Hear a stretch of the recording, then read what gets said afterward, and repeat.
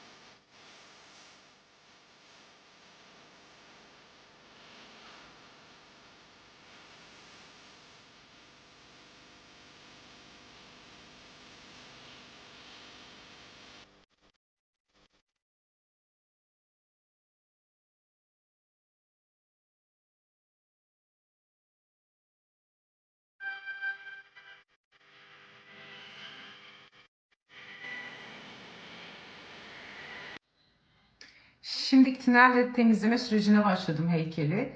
Tineri neden kullandığımızı daha önce de bahsetmiştim. Plasterin yağ bazlı bir malzeme, tiner de kimyasal bir malzeme olduğu için etraftaki pürüzleri ve çizgileri yumuşatıyor. Fırçamızla tinerimizi yumuşakça sürüyoruz. Şurada detayları görebilirsiniz. Ben iki tane farklı fırçayla çalışıyorum. Bir geniş fırça, bir de ince fırçayla çalışıyorum. İnce fırçayla sürdükten sonra buradaki detayları yumuşatmak için çizgilerin aralarına da bu fırçayla girip hepsini homojen bir kıvamda temizlemiş oluyoruz. Bu temizliğin son aşaması. Bundan sonra artık heykeliniz esasında bitmiş oluyor. Kalıp ve sonrasında da döküm için hazır oluyor.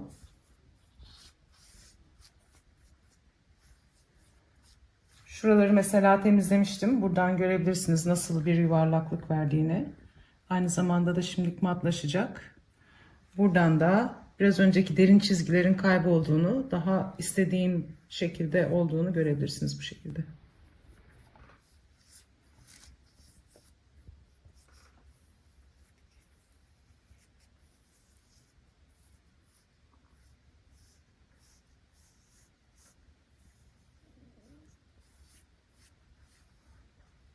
Şimdiki en son kadının tinerle temizliğinde kalmıştık. Kadını tinerle bir sefer temizledikten sonra pürüzsüz bir hale geldi.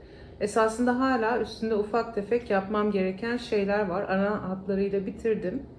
Gördüğünüz gibi daha önce dikkatli izleyen izleyicilerimiz buradan fark edecektir. Saçlarında ufak bir değişiklik yaptım. Rüzgarı birazcık daha fazla almasını istediğim için bir boşluk yarattım, şurada görebilirsiniz. Bu bir gece elbisesi. Bunlar bir çift, gece akşam bir yerden çıktılar ve birbirlerini çok seven bir çift diyebiliriz.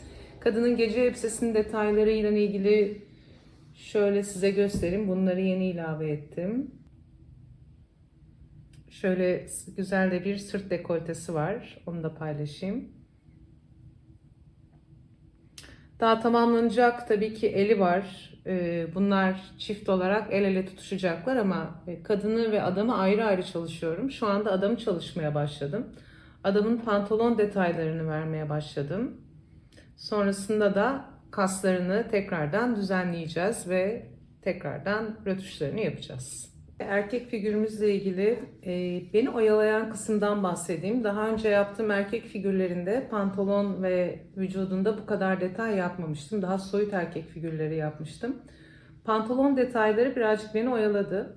Heykel yaparken şuna dikkat etmek lazım. İyi bir heykeltıraşın anatomi bilgisinin de mutlaka olması gerekiyor. O yüzden ben genelde ilk önce kasları ana hatlarıyla koyup ondan sonra yumuşatmayı tercih ediyorum. Herkesin farklı bir yöntemi vardır. Bir de şu çok önemli, sanatseverler için söylüyorum bunu. Mesela bu erkek figüründe bu duruşta ayağını rahatlıkla bu şekilde koyup kadına doğru eğilebiliyor. Fakat ayağı öbür tarafa doğru olsaydı anatomik olarak bu pek mümkün olmayacaktı. Aynı şekilde kadın için de önemli. O yüzden bunları yaparken yeni sanata başlayan, yeni heykele merak saran arkadaşlarımıza da tavsiyede bulunabilirim. Anatomik olarak vücudunuzu da siz de kendiniz de kontrol edebilirsiniz. Bir taraftan bir tarafa eğilirken eğilebiliyor musunuz? Bu bacak o bacağın önünde olursa mesela onları mutlaka kontrol edin. Böyle güzel duruyor diye sadece yapmamak lazım. Bu figürün birazdan kaslarına, pantolon detayları bitti. Çok az kemer kısmı kaldı. Sonrasında kaslarına geleceğiz. Kaslarını tekrardan kontrol edeceğiz, yumuşatacağız. Ve bu kadınla erkeğimizi ilk önce el ele tutuşturacağız. Ondan sonra da güzel bir buse konduracak beyimiz. Şimdi gelen sorulardan bir tanesi kadın figürlerimdeki uçuşan saçlar, uçuşan etekler ve sürekli bir uçuşma duygusu. Şöyle söyleyebilirim, esasında bu benim imzam gibi oldu artık. Ben özgürlüğüme çok düşkün bir insanım. Ve özgürlük duygusunun sadece ne giydiğinizde, ne içtiğinizle alakalı olduğunu düşünmüyorum. Ruhen özgür olabilmek çok kıymetli. Ama rüzgar da bana bir özgürlük duygusu veriyor, onu fark ettim heykellerimi yaparken. Bir şeylerin uçması, bir şeylerin serbestçe salınma duygusu bana özgürlük hissi veriyor. O yüzden genelde bütün kadın figürlerimde uçuşan saçlar var. Uzun uzun uçuşan saçlar, serbestçe uçuşan saçlar var. Aynı şekilde kıyafetlerinde veya kıyafetlerine, bedenlerine gelen uzantılarında diyebilirim size. Mutlaka bir dalga formu var, mutlaka bir uçuşma formu var. Yani rüzgarla keyifli bir zaman geçiriyoruz. Bu saçlardaki dalgalanma formundan ve rüzgar formundan bahsetmiştik. Size hemen buradayken arkada yaptığım aşk heykelinden bahsedebilirim azıcık. Bu aşk heykelinde de yine soyut bir adam ve soyut bir kadın var esasında. Bu heykelde de aynı duyguyu, aynı dalgalanma hissini görebilirsiniz. Vücutlarının bağlantılarıyla bir şekilde birleştirdim bunu. Fakat burada birazcık daha farklı bir anlam da var. Aşk benim için sadece bir kadın ve erkeğin birbirine duyduğu histen ziyade birazcık daha mesnevi de var bunun içinde, öyle söyleyebilirim. Yukarı doğru almak ve verme dengesi, esasında bu bir dengeyi temsil ediyor. Bir tanesi dışarıya doğru, bir tanesi iç bükeye gelmiş. Bu da dengenin bir parçası. Dönem dönem kanat çalışıyorum. Kanat çalışmayı çok seviyorum. Özellikle melek kanatlarını çok seviyorum. Melek kanatlı birçok heykelim var. Burada da hem kuşların kanatlarını inceliyorum hem de mitolojik olarak yapılmış olan resimlerden bakıyorum detaylara. Ama burada da gördüğünüz gibi aşağıdan bir rüzgar geliyor. Bu bir free fall, yani serbest düşüş heykelinin improvize edilmiş hali. Uçuşan saçları burada da tekrardan görebiliriz. Şununla ilgili de bir soru geliyor. Bu kadar heykeli bu kadar kısa sürede ve bu kadar hızlı bir şekilde nasıl yapabiliyorum? Şu anda home studio olarak çalışıyorum. Evden çalışıyorum çoğunlukla. Üretim aşamasından bahsediyorum, yapım aşamasından bahsediyorum. Dolayısıyla esasında çok güzel bir özgürlük. İstediğiniz saatte, istediğiniz zaman çalışabiliyorsunuz. Saat 11'de, 12'de, 1'de, 2'de aklınıza bir fikir geldiği zaman da heykelinizle ilgili oturup çalışmaya devam edebiliyorsunuz. Tabii bazı zorlukları oluyor, olmuyor değil. Sonuçta şu anda benim herhangi bir mesai saatim yok. Mesai saatim olmaksızın bazen sabah 3'e 4'e kadar çalışıyorum. Ama benim için her zaman bahsederim, bu bir meditasyon ve çok keyif alarak çalışıyorum. Aksine dışarıda koşturmacalarımı, yorgunluklarımı yeri geldiği zaman heykel üstünde çalışarak atıyorum. Evde çalışmanın avantajları bu şekilde özetleyebiliriz. Bu çalışmamın ne zaman sonlanacağıyla ilgili gelen sorular vardı. Tahminimden birazcık daha uzun sürdü bu çalışmam. Birazcık daha çünkü fazla detay verdim. Takriben 2025'e girmemize bir 8 gün civarında kaldı. Yaklaşık bu hafta içerisinde bitirmeyi artık düşünüyorum. Sonrasında bir hafta 10 günlük bir kalıp süreci olacak. Kalıp sürecini de sizlerle mutlaka paylaşmak istiyorum, paylaşacağım. Ve sonrasında da döküm aşamasına geçeceğiz. O da malzeme olarak kullanacağım malzemenin döküm süreci yaklaşık bir 10-15 gün sürecektir. Dolayısıyla Ocak sonu, Şubat başı, hatta Sevgililer Günü'ne yetişecek diye düşünüyorum. Bu heykelimizi sizi birebir dökülmüş haliyle tekrardan buluşturacağım. Adamı ayrı çalıştım, kadını da ayrı çalıştım. Adamı şimdi ayıracağım buradan. Hem döküm için daha kolay olur diye düşündüm. Kesinlikle zaten mecbur ayırmamız gerekiyor. Evet, yani ikisini birlikte kalıp almamız çok zor olurdu. Şimdi saçımda küçücük bir şey gördüm, onu düzelttim. Buraları herhalde artık buraları ayırıp çıkarırız.